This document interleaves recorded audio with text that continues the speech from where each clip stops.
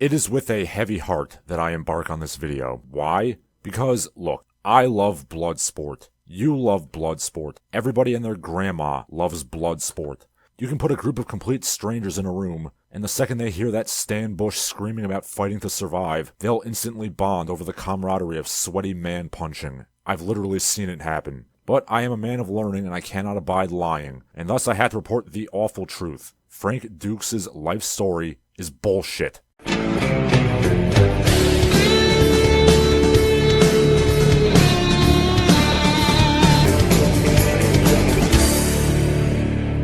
Hello, I'm Larson Halleck, and welcome back to Kung Fail.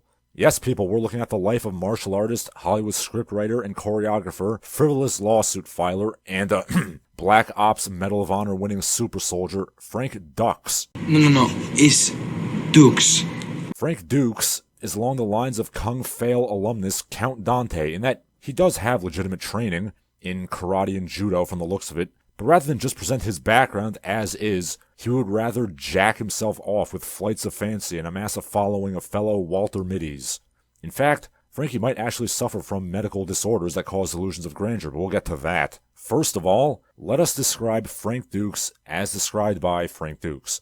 Dux lived an ordinary life in 1960s California until his teenage years, the son of a decorated veteran of Britain's fabled Jewish Brigade in World War II, when he was introduced to the illustrious and covert art of ninjutsu by Senzo Tanaka, the world's greatest martial artist and the compendium of 40 generations of martial teachings. Senzo-san is world famous too, as illustrated by the fact that his real-life exploits were depicted in the film You Only Live Twice.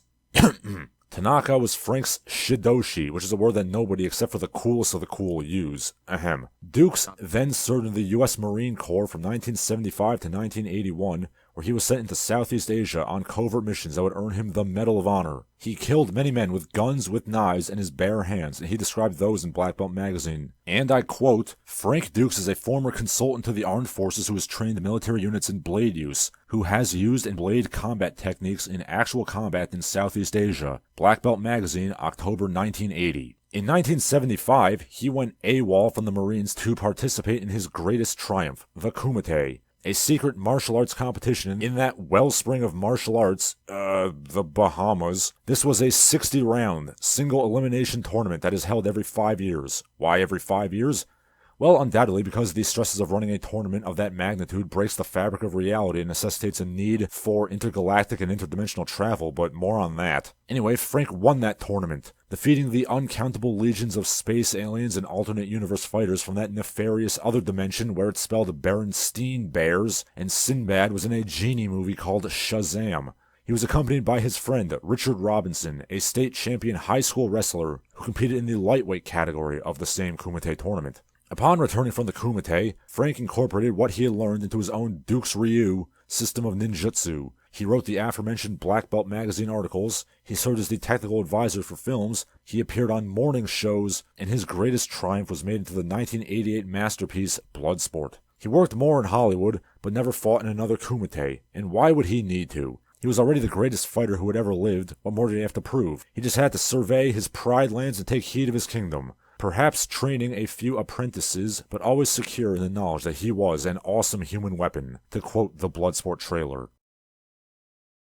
The problem is this story is bullshit. Let's break it down, because there's quite a bit of that. Let's go back all the way to the beginning. The date that Frank gives for his father's World War II service does not add up. He stated that he was in action already in 1943. The Jewish Brigade was formed in 1944 and served in Italy. Then we have Tiger Tanaka. Tiger Tanaka is an Ian Fleming character from You Only Live Twice, aka that James Bond movie where Sean Connery pretends to be a Japanese man. Don't be offended, people. It could be a lot worse. I mean, he could have been wearing the Zardoz costume. Anyway, the character of Tiger Tanaka is a ninja master super spy who is on par with, and even in some ways superior to Mr. Bond himself. Exactly the sort of mentor that a bored young boy with delusions of grandeur would imagine for himself. Also, fun fact, in the original book You Only Live Twice, Tanaka is a totally unrepentant Japanese imperialist, but that did not show up in the movie for some reason. Anyway, when confronted with this discrepancy, Mr. Dux stated that Ian Fleming, who was of course a former intelligence man himself, he was in the know about the real Tanaka's feats of daring do, and incorporated them into his literature.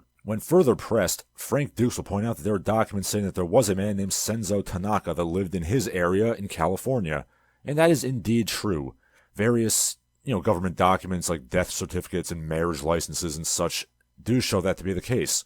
Tanaka happens to be one of the most common Japanese familial names, and further investigation will show that the actual Senzo Tanaka was a truck farmer and small landowner in the area whose notable brush with history was being put in the Manzanar internment camp for 2 years during the Second World War. I'm curious as to whether or not Senzo-san was aware that his name was being bandied about as part of a superhero origin story, or for that matter, whether or not Frank Dux was under the impression that this Tanaka and the Tanaka of Ian Fleming's novels were the same guy, because derp, all old Japanese men know martial arts. Oh, and by the way, as I have said in previous videos, the word shidoshi is a word that literally nobody has ever used to describe themselves, so if anybody is using it, you can know immediately that they are a fraud. Frank Dux then tells another bit of truth. He really did serve in the Marine Corps, completely stateside after the Vietnam War ended. He certainly never went on any black ops missions to Indochina, and he never won any medals, as debunked by several generals including Norman Schwarzkopf and other military investigators. And much like Steven Seagal, Frank has also claimed to have served in the CIA. Indeed, Frank actually received citations for having, and I quote, flighty and disconnected ideas from his superior officers, which might explain why he has claimed that the Army expunged his totally awesome military records for some reason. Naturally, this made him a perfect fit for Black Belt Magazine and Inside Kung Fu Magazine, as both of those magazines are tailored for the same mall ninja fantasizing lard-ass demographic of magazines like Soldier of Fortune. Both magazines described him as having a distinguished military record. Sheldon Lettich, the director of Bloodsport, has also claimed that Frank procured a Medal of Honor from somewhere and passed it around as his own. However, those same military investigators pointed out that the Medal of Honor he bandied about was the Army Medal of Honor, which Frank, being a Marine, would not have gotten. And now we come to the big one. The Kumite. First of all, let's discuss his relationship with Richard Robinson, who claims to have fought with him in the Kumite in the lightweight division. Mr. Robinson was, according to claims, a state champion high school wrestler, which makes him the equivalent of, I guess, Ray Jackson from the movie, who was ironically the bigger of the two heroes, despite the fact that Richard Robinson claims to have been a lightweight. There's also another guy named Richard Bender, Dick Bender, who claims to have been in the audience at the Kumite, but guess what? He later admitted he lied. Since he claims to have been in the audience, I guess that makes him the equivalent of Janice. But anyway, back to Richard Robinson. There is no record of Richard Robinson ever wrestling where he claimed to have gone, Lower Marion High School, or even attending Lower Marion High School. He in fact went to the same high school as Frank Dux. That debunks that.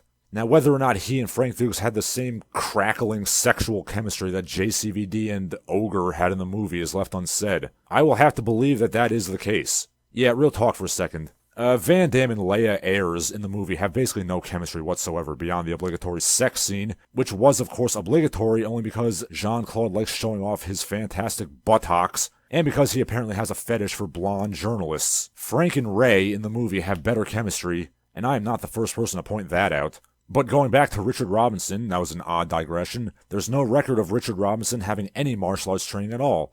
So I have no doubt that Ogre could kick his ass. I mean, hell, I'm pretty sure Lamar and Booger could kick his ass. But I'm digressing again. Here we come to the elephant in the room, Frank's claims. In his own words, Frank claims that the tournament was a single elimination tournament, and he fought 60 rounds to claim the championship, which means that he personally fought 60 people. While obviously that is very difficult, it is not impossible to defeat 60 people in a short period of time to obtain a black belt in a real, legitimate Kyokushin karate curriculum. You have to fight kumites against many people. The point I'm trying to make here is that the tournament, as he claims it, is mathematically impossible. He said that the tournament was 60 rounds, not 60 men, 60 rounds. The old school UFC tournaments were 8-man tournaments, which had 3 rounds. You had a quarterfinal, a semifinal, and a final. UFC 2 was a 16-man tournament that had 4 rounds.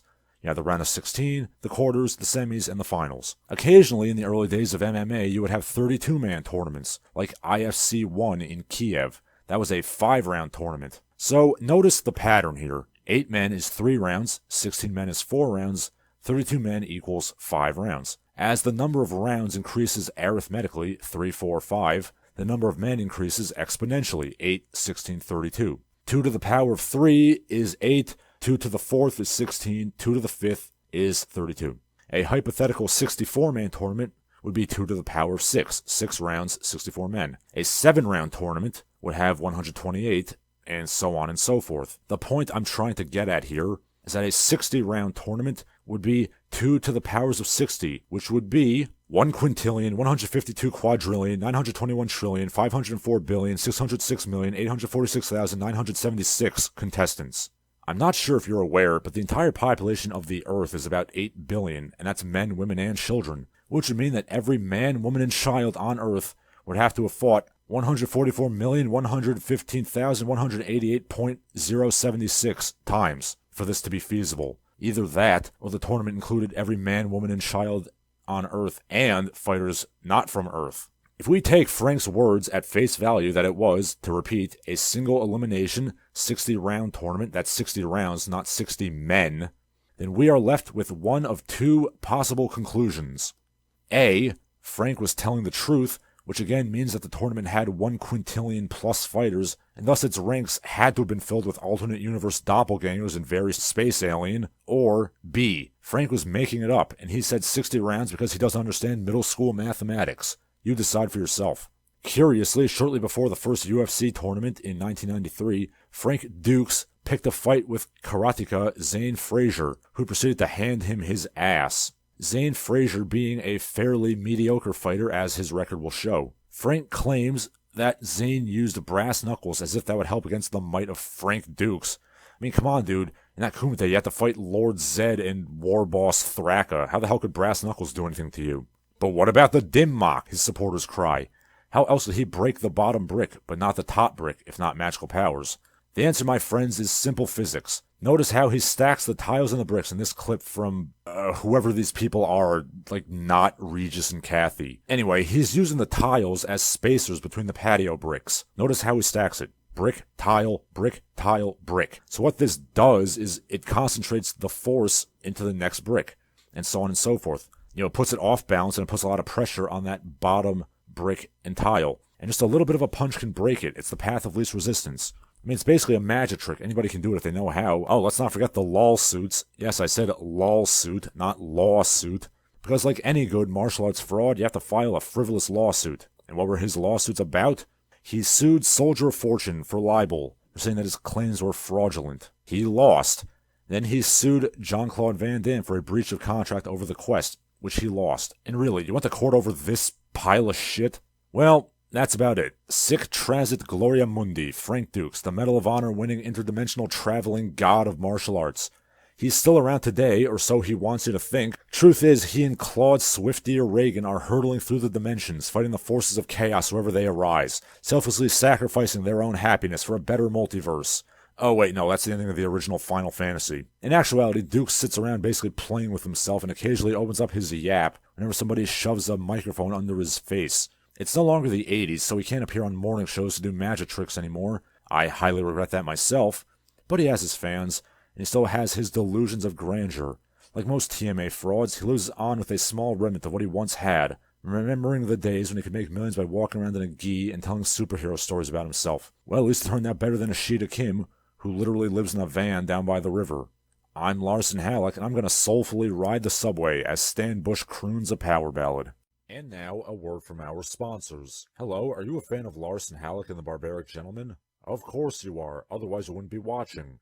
Would you like to help the channel grow? Here's how you can. You can go to patreon.com and pledge some money, joining the ranks of the illustrious heroes you'll find at the end of the video. You can also go to paypal.me/LarsonHalleck to give me some money, or you can follow me on social media at Larson Halleck on Twitter and Instagram. I don't use right-wing grifter sites like Gab and Parler because they suck. You can also buy my books. The links to do so are in the video description. And of course, please subscribe and spread the word. That name again is Larson Halleck, and I hope you enjoy the video.